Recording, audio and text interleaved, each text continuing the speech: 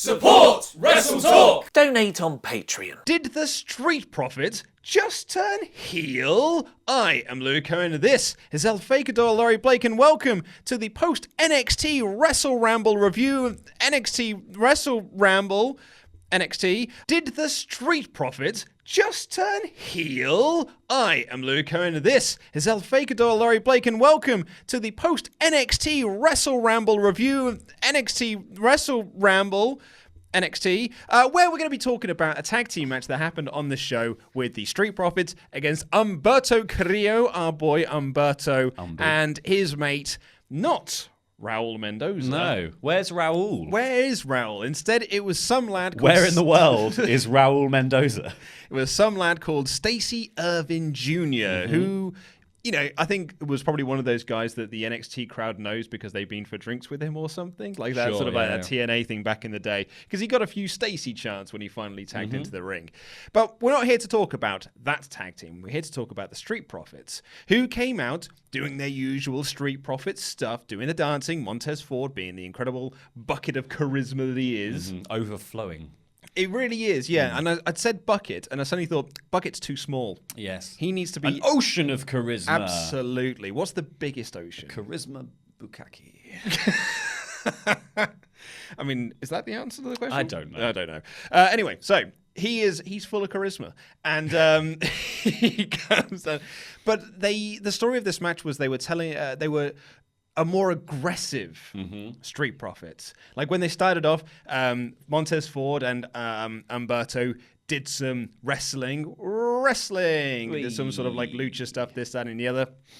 And then Carrillo offers out the handshake, and Ford shakes it, and then boots him in the gut. And from then on, they really were this aggressive team. They weren't the Street Profits. Like the Street Profits that we've sort of like known since their debut. This was just like really aggressive, particularly Dawkins. Like Angelo Dawkins with his stomps in the corner and things like that. It felt like a more heelish Street Profits. They weren't messing around, I think. They were not. Is the key. Yes. There was still a bit of like Street Profits. They still did a few different little bits of their stuff, but this definitely was a Street Profits who didn't come to play. They just came. Oh, they did. They turned up to fight. And beyond the initial entrance bit where they took the mick out of Kassius Ohno, did all this other stuff, which was really funny. Really like funny. Normal, very normal Street Profit stuff. But even I think they even did their entrance like a little bit more down than usual. Like, you know, they normally do the swing through the ropes and they swing back out and they're like, wow.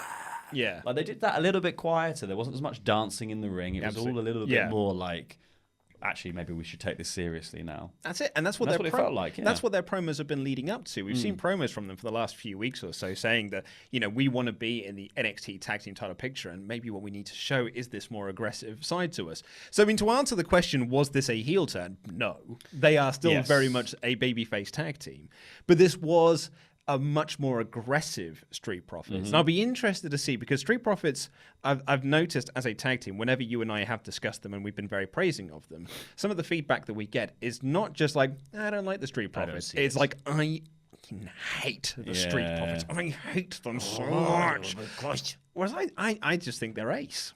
Yeah, I think this was just another example of them being actually fairly dynamic performers and just going, well, we can do a completely different thing. The only real action in this thing that I would say is like a kind of heelish action is the handshake. Like going for the handshake and then laying in a kick while you're still holding the hand. It kind of feels heelish, but the rest of it I just thought was like, this is just like coming out and being like, we're a house of fire now, rather than we're not going to mess around. We're not going to do twirly clotheslines in the corner. We're not going to do huge frog splashes. We're actually just going to try and defeat you. And yeah, like Ford did a crotch chop before he did the super blockbuster. Yeah. It was very much like, we're going to win, and you two thrown together guys, one of you from 205 who's just come back for a bit, and whoever Stacey Irvin Jr. is, you're nothing to us. Yeah. And they cut this promo after the match as well, calling out the War Raiders, essentially. The crowd were chanting, you deserve it, because they were like, we want a piece of the action. We want a piece of that gold action. We want some gold around our waist.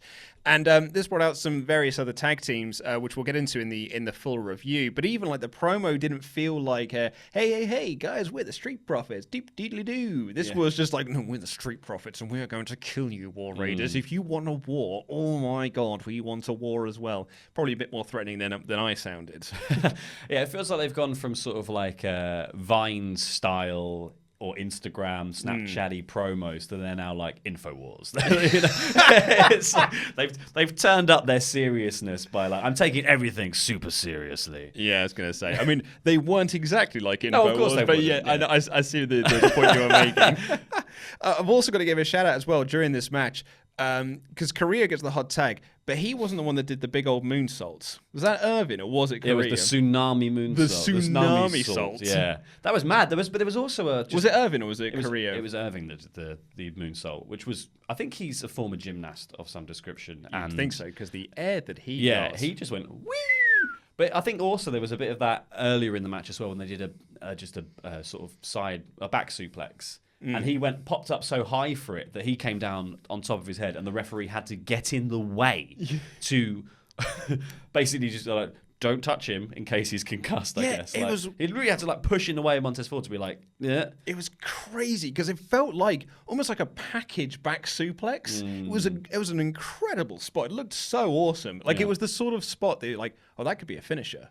Like that could be a finishing move to someone, that you adapt something as simple as a back suplex into a devastating maneuver. Yeah, I don't know if it felt like it was a spot or whether it was just a botch, but like I think it helped tell the story with the referee literally getting in the way. Yes. To be like, you got to back off for a second. For this more and aggressive, then he carried on, and then he immediately carried on kicking at Irvin when he was down. Yes. And we've got we've spoken about this before, a very stacked tag division for NXT, because there were 3 other teams that came down after, well, technically 4 other teams, I suppose, along with the War Raiders. And it just feels like the NXT, in terms of its tag team division at the moment, has got so many possible contenders to those titles. It's a very, very exciting time. But to answer the question of the title, was that a Street Profits heel turn? I would say no. I don't think so. I think unless they're going to start cheating, I don't think any of this could be construed as a heel turn. It's not like when the Mighty turned heel, or TM61 turned heel and became the Mighty. Yeah, if they start stealing other people's cups, then that is a heel. Oh, give my cup back! Yeah, absolutely. Yeah, you've got to keep an eye on that cup. Or ruining the catering area like the Riot Squad. Then we know. That's how we know that you don't mess with dinner. Well, let's crack on with the rest of the NXT review. Show kicked off with Dominik Dijakovic versus Shane Thorne. This is the first time we've seen Thorne since the mighty quote-unquote splits, where his mate, the other one, can't remember his name. What was his name? Nick Miller.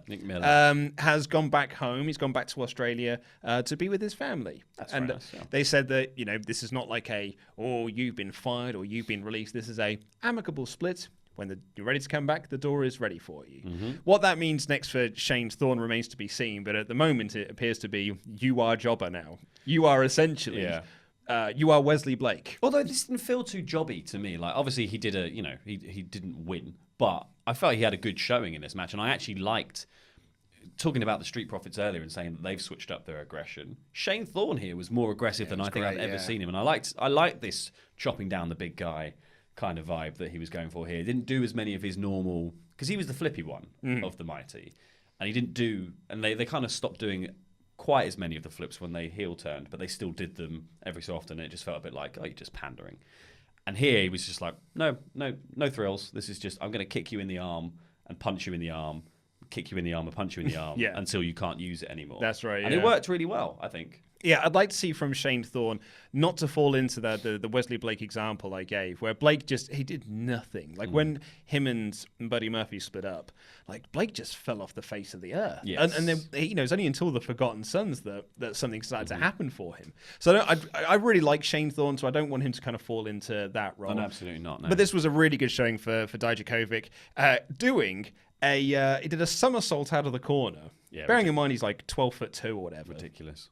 His big old somersault out of the corner, then did this springboard twisty bob. Corkscrew plancher. Oh, it was great. Really, really cool stuff. And the crowd went nuts for it. Yeah. I would say that the crowd weren't massively into this match, but as soon as this giant of a man does a big springboard, the crowd were on their feet. Feast your eyes. Feast your eyes. I almost spat my toast out. It was so good. It was cracking. Goodness me. And then he hit he did the Feast Your Eyes taunt and hit the Feast Your Eyes for the win. They need to change the name of that move. It's rubbish. It's rubbish, That's isn't a terrible name. It's good for a taunt. Yeah. like as a catchphrase of feast your eyes, but then don't call the move the same thing. Well, exactly. And then I think because he's also turning into a bit of a catchphrase machine because he's also got time to fly.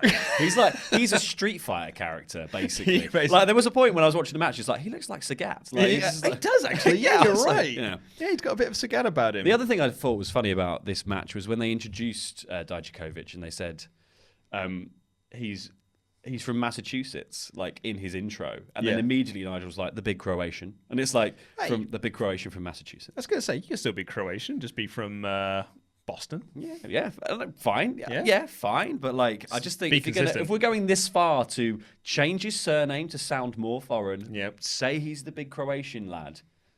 Pretend he's from Croatia. It worked for Lana. Yeah, let's just go for it. Don't call her CJ Perry. Say she's from Russia.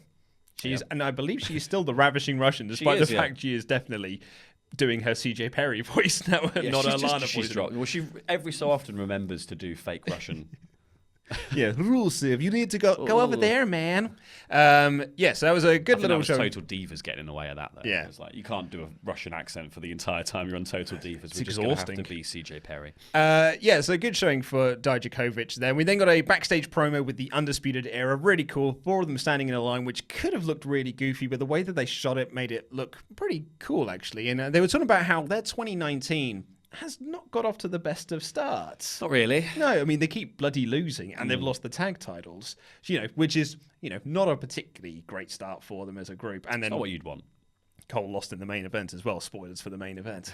So their bad luck continues. But it's sort of about it's they're not doing very well with their New Year's resolutions. Absolutely. It's only February. I was going to say, you're February, man. You're not dripping with gold yet. It's sort of about, ups and downs and speed bumps, and they're going to regain the tag team championships. The crucial point to this promo, though, was announcing that it's going to be Fish and O'Reilly against the tag team.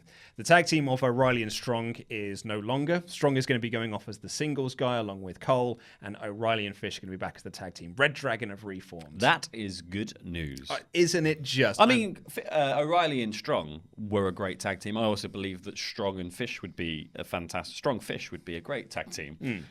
But Strong Fish. Pokemon, I think I caught that one. Yeah, I don't think they name them so simply. I was thinking of Digimon. That's what they were. Strongfishmon. Yeah. So I just think it'd be nice to see Roddy go off and do singles titles as well, because he's very believably the sort of North American champion style mold that NXT likes. Like, especially before he joined Undisputed Era, had they had that belt at the time, he would have been one of the people in that picture when it was just Johnny and basically him. Going totally. backwards and forwards every week. Yeah, I know, completely agree. So I thought it was a really strong promo from all of them, and Cole said the 2019 will be the year of the Undisputed. Just, there's still months left. It didn't finish the sentence, that's why, because Undisputed rubbish. Then we got that tag team match of Humberto Carrillo and Stacey Irvin Jr. versus the Street Profits. But before the match could get started, you had Carrillo and Irvin in the ring. And all of a sudden, here comes Kassius Ohno. Kassius Ohno has come out to cut it's essentially the Alexa Bliss promo, which is I was checking that we're still recording there. Yeah, me too. It was the Alexa Bliss promo, or the Carmella promo of just like, I'm a babyface. You're all silly. You're all dumb. You're all smelly, and I hate every single one of you. You all fell for it. And you all fell for it. He said he's been here for 2 years, but it's not been a good 2 years. And he's like, this is the notorious Full Sail crowd, but you all make me sick. Yeah. So I'm going to go elsewhere and prove that I'm the best at this. Yeah. And this is like, I'd be very interested to see where they're going to go with this. He said he's the best ever to do it, actually, didn't he? Yes. Rather than like... I don't think he'd mentioned wrestling prior to that, so to do it. Yeah, to do it. To do it. Well, it is Valentine's Day. Kassius Ohno. So, Sex God. Yeah, so where this goes from here, it's going to be very interesting. Like, I'd like to see them use the relationships they've got, like maybe send them to NXT UK or even to Evolve, to OTT, to any of these ones that they've got these relationships with. Just have them there for a stretch, but do video packages based around that to be like, Kassius Ohno's been up to this as of late in X promotion. Yep. He has won this belt in Y promotion over here, yeah. which I think would be really cool. Well, they're doing that more and more. Ciampa's going to somewhere. Going back to his original, like at a promotion he worked for. Chaotic or something like that. I think it's Chaotic, yeah. Yeah, I mean, the Street Profits, I think, I might be wrong on this one, but they were the Evolve Tag Team Champions at one point. They might still be. That was the point I was going to make. So there is every opportunity for them to like work with one of these companies and send Kassius there and continue this storyline. Yes, absolutely. But he got beaten up by Keith Lee. Bless his heart. Yeah. I thought Keith Lee was brilliant here. I loved his little promo at the end. God, it was great. Yeah, because he's about to leave and he's like, I'm going to go somewhere because I'm the best to ever do it. Keith Lee comes up behind him and it's the rolling elbow. Yeah. And then Keith, like, Ohno's selling of this, like this elbow. It's like he died. It's like sort of like the grassy knoll. Someone has shot him and it just fell backwards. And Keith Lee just comes up and the just rolling goes... elbow would have ricocheted at that point. He just grabs the microphone and goes, oh no. Oh no. Or should it be, oh my God. He is... It is brilliant. It was really good. And he got... Oh, basket is glory. I do miss Keith Lee at Rev Pro shows, it's got to be said. But yeah, I believe that Keith Lee, at some point in these tapings, debuts his new entrance theme song, which I've not heard yet. I know it's available. Saving it for the week. Yeah, I know it's available on YouTube, but I've not heard it yet. From what I can gather, it's better than his old entrance music, though that was not difficult. No, absolutely not. I like it's when he came out and said, "I could have come out here and hit you in the dangly bits," like you did to me. Like you did to me. And then he just said, "Part of the interruption. Let's get on with the show." I loved it. It was a great little bit. And then the Profits came out as he was on stage, and they were like really like. And then again, this plays into their sort of new aggressive characters, as we were mentioning earlier. They came out and they were really like, oh, you did that. And then they were giving fist bumps to Lee, and then Ford took the mick out of Ohno. It was all just like they were actually just respecting the idea that someone had taken matters into their own hands here. It wasn't just like we're goofy and messing around. They were like being like, well, you've been bested now by someone actually just taking a bit of revenge and taking a bit of action on their own. Yeah. That's how I read it anyway. I thought this was a really, really cool spot. I thought Lee was awesome. As you said, like he told Ohno not to let the door hit him on the ass on the way out.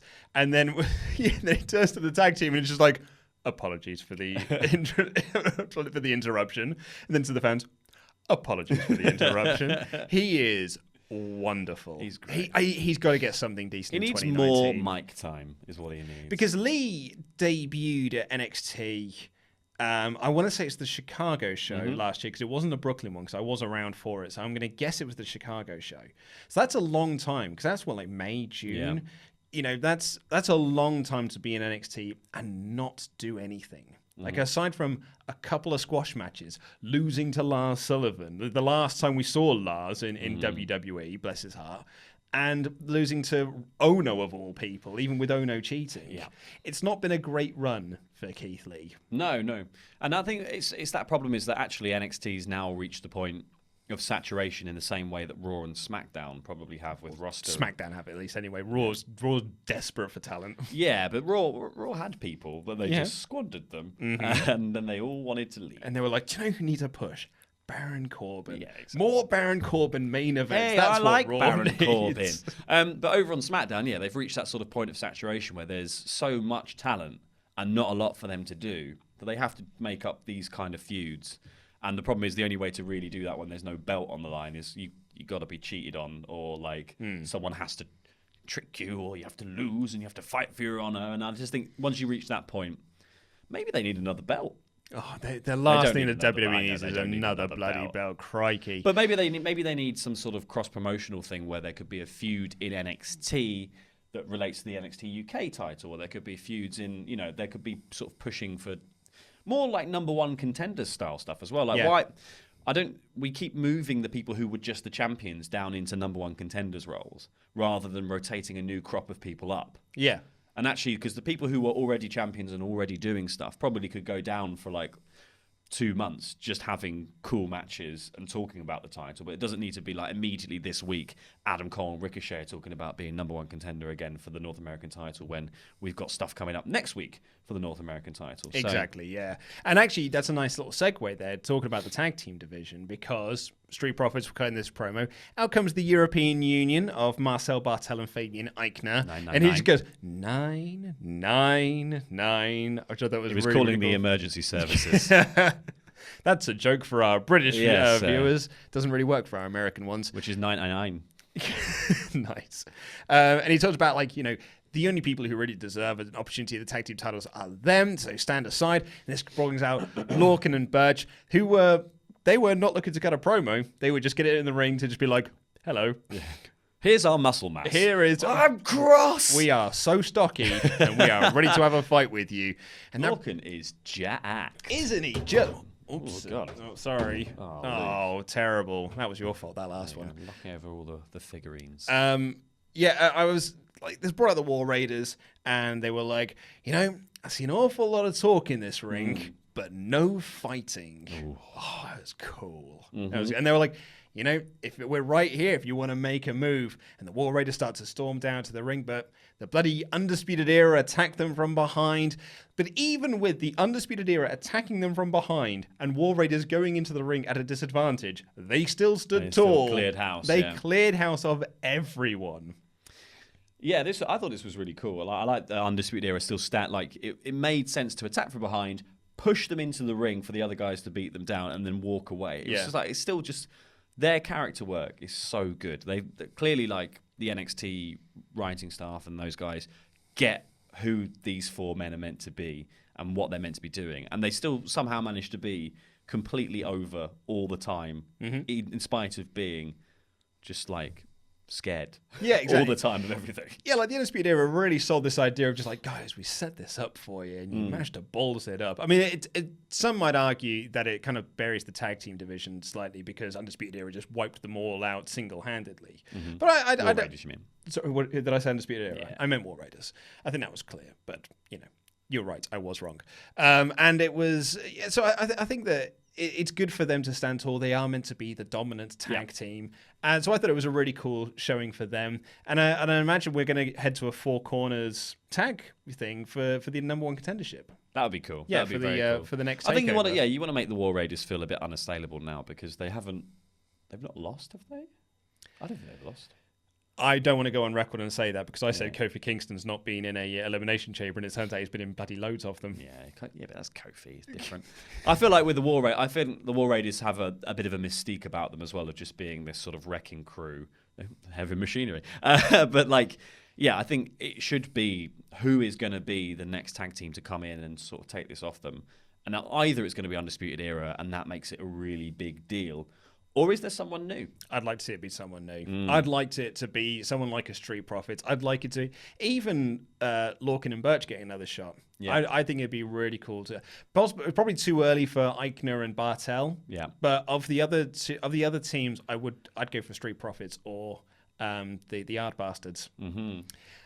We then got a video package and a promo for Johnny Gargano, sort of like recapping him winning the NXT North American Championship and being at the Royal Rumble. Talking about like it's the only Johnny's good weekend. Yeah, the only person who knows what's best for Johnny Gargano is Johnny Gargano. I thought this was really, really cool, and he's going to be defending that title next week against the Velveteen Dream. Coming up next was a segment that you were not a fan of. Yeah. Because it was Taynra Conti versus Aaliyah. Yeah, so... There was a moment in my notes when Taynra Conti came out, and my note just says, oh, Taynra Conti's still in NXT. And then seconds later, Aaliyah comes out, and I went, oh my God. God, are you still here? Well, they've been digging in the closet. Bless her heart. Right down the back, they found an Aaliyah. And it seems that Aaliyah's been in NXT forever. It feels like now she's starting to find a character. But I feel like I've said this before. It feels like every time I see Aaliyah on TV, she's got a new character. But I feel like her character has always been that she wears designer clothing. But she was the cat person for a while. She wore like the cat ear things, and she was like the cat's got the cream or some nonsense. It just feels like she's always got a new character every time she comes out. I loved this as well because they were like, that's her. Like I've seen for a while, she's been doing sort of the designer clothes thing, and they were saying like Donatella Versace made her outfit for tonight, and she's on the top of the ropes doing this, and there's like frayed hems on all this clothing. I was like, Donatella Versace is not going to be happy. And then the ref kicks the jacket out of the ring. I was like, mate. I've seen the assassination of Gianni Versace, and she is not someone you want to get on the wrong side of. Mate, Donatello Versace needs to be just focusing on building machines. It's what he's good at. I love this as well. When Taynra Conti makes her entrance, she's got like her black belt for judo or whatever it is. Taekwondo, whatever. Judoka. Yeah, whatever. It's just judo, mate. I'm not going to claim I know what it is. She's from Brazil. I know this much. And she takes off her black belt, which I gather is impressive because I've heard that before. And she like shows it to the ring announcer, and the ring announcer almost does like an Alan Partridge shrug, and be like, whatever. It's really made me laugh. Yeah. It really felt like cool. Who are you again? I feel like there must be quite a few black belts in WWE. Yeah, like somewhere in there. Well, in the mix, there's got to be a few. The other side of this as well is that I'm sure being a black belt in something is cool. And I think if anyone is a black belt in something, they could easily kick my ass because I'm not a black belt in anything. No. I'm a black belt in podcasting. That's about I'm a black belt, brown shoes kind of guy. I can't do anything of this sort of nature. But, Bruce Pritchard's also a black belt, and he doesn't look that cool. Like, you know what I mean? I think that's the thing is there's a lot of other nicer belts going round in WWE. So coming in and showing your sort of plain cloth belt is not as impressive as coming in having the UK title hanging out your mouth. Yeah, absolutely. But basically, the story of this match was that Vanessa Bourne, also, talk about someone who's been in NXT forever. Vanessa Bourne comes out of nowhere, and she trips Conti on the outside. Aaliyah locks in a submission, and she wins. Total Aaliyah Nation. Is that what the move's called? I believe so. That's a great name. It is a good name. That is a good name. She gets something at the very least. So she locks in her wacky submission, and she gets the win. And they were kind of setting up this story that Aaliyah and Bourne are now in cahoots. They're a unit. They are a team. Cool. That's fair enough. They were then to make look like complete and utter jokes because Baszler and the Horsewomen run down and beat the crap out of them and leave everyone laying. And I'm like, well, this tag team has got off to a hot start. Oh, yeah. You've been beaten up by Shafir and Duke, who have yet to get a win. True. And I think but this is obviously like a minor bit of setup for the purposes of having a few qualifying matches to be like, well, you're going to be the tag team we put forward for whenever there is a wider women's tag team championship tournament or something, If there is. We are padding this roster with rando tag teams now. We're going to dig up any woman that we can find who's been in NXT, go through the whole closet, and who knows what they'll find? Yeah, that's going to be it. Like Aaliyah just come out mothballs all over her. It's like shake her off. In the ring you go. Like it will just be that with some other team now. So then they've got a few teams to have a little televised tournament, give Duke and Shafir some people to go in the ring against, and then they'll be against the Sky Pirates, no doubt, for the opportunity to face whoever for the women's tag belts at some point. Well, I'd like to think so anyway. Yeah. But I think this is just future planning that we had to watch. Yes. So basically comes down, and the three of them beat up the other three women in the ring. They show off their new, I guess is their new tag team finisher, which I'll be honest, looks a bit rubbish. It's slow, and the kick is not hard enough. Yeah, it looked a bit crap. I mean, I don't mind. I get it's developmental, and not everything is going to look great, but this looked a bit crap. But I think it's weird to do the fireman's carry and then flip them over, and then have them land on their feet perfectly comfortably, and then kick them. It's like, what's the flip for?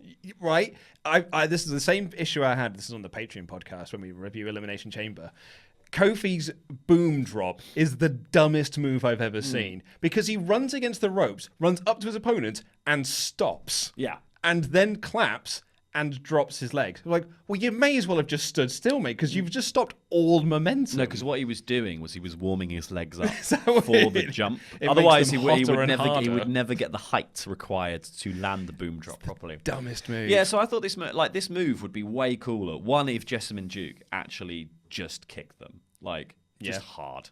Do a Matt Riddle, just kick them. Yep. And also, I think if Shafir did something more how Bayley and Sasha have been doing the backstabber Bayley to belly combination, which doesn't really work. But if you did that and they pop up and they just eat a kick in the face, I'm into that. Because the backstabber one is a bit clunky because it's like pop up, hug, this move. And the Bayley to belly is, honest to God, the worst finisher of all time. But popping them up into a kick of any description would be pretty cool. Yeah. And just do something like the high-low. Like, Yeah. that's a very simple martial arts-based seeming finishing move that tag teams can do. Do that. Absolutely. Don't overcomplicate things with being like, I'll pick them up and then I'll put them down and now you're allowed to kick them while they are confused, I guess. Yeah. Like, It's like on the old WWE games when you could create a finisher, and you hear those stories about people who would just like pick them up, put them down, pick them up, put them down, pick them up, put them down, because you've got like 20 spots that you can use. you just link it forever, yeah. Yeah, exactly.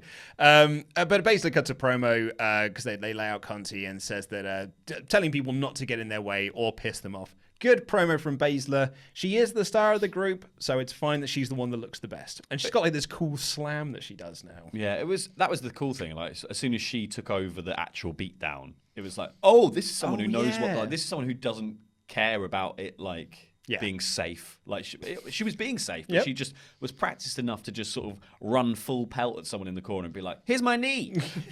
I present you my knee." She's so good. She's really good. Velveteen Dream also got a video package and promo based around Worlds Collide, showing his journey through winning Worlds Collide and getting that North American Championship shot next week. Good stuff. Mm-hmm.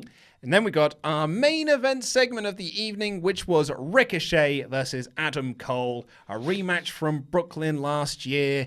And this was, here's a shocker, very, very good. This was excellent, excellent TV wrestling, all built around Cole working over the leg because Ricochet got it caught in the ropes very early on in the match in the corner. And Cole was just like, cool, I've now got something I want to target. Yeah. It was really clever and it was really good. Yeah. Like, there were so many good bits of just like every time Ricochet started fighting back, Cole would just kick the leg out from underneath him, and Ricochet selling's so good. Man, I was so like he would do things like just he would go to do his usual spots like he was almost in autopilot, like a big roll through thing, forgetting that his leg was hurt, and then would just buckle under the weight of the leg or something like that. So I he did thought it his was like Northern Lights roll through, trying to do the suplex, and The on the deadlift suplex, suplex. and he was like and fell down. Like there was quite a few bits where he tried to like go for like, he does like a Michinoku driver, isn't it? And he's calling the cradle shock. Yeah. It's basically the cradle shock. Yeah, it was called Vertigo or something, was it in this? But he was going for that, and his knee gave out, and then a few other bits where like he does. We've all seen him do it before, but like the springboard, the one-legged springboard, splash, all that kind of stuff. And he did that to Cole's legs as well. And I thought Nigel covered for that really well because it was excellent selling by Ricochet in that he wants to do this big springboard, but his leg gives out, so he doesn't get the full distance. It doesn't really get a lot of height, and it almost like just folds into the leg. And that could have looked rubbish. I mean, it looked great because it felt real and it felt authentic. But you've also got that coupled with Nigel's brilliant commentary when he's like, well, he hasn't got the leg. Like he didn't hit it where he intended to hit it because his leg is hurt. I thought Nigel was great on the commentary. I'm a big fan of Nigel McGuinness is fantastic. They did a yay boo spot with kicks. Let's do various flipping kicks as a yay boo spots. Loved it. And they got a really great near fall off a super kick from Adam Cole to end that off. But eventually Ricochet hits a Frankensteiner and an axe kick. There's his roll through deadlift. Cradle shock got the win. Tremendous match. Yeah, loved it. Really, really, really good. Really, really great professional wrestling. And then after the match, the UE. I kept doing this when I was writing my notes earlier because I was talking about like boom.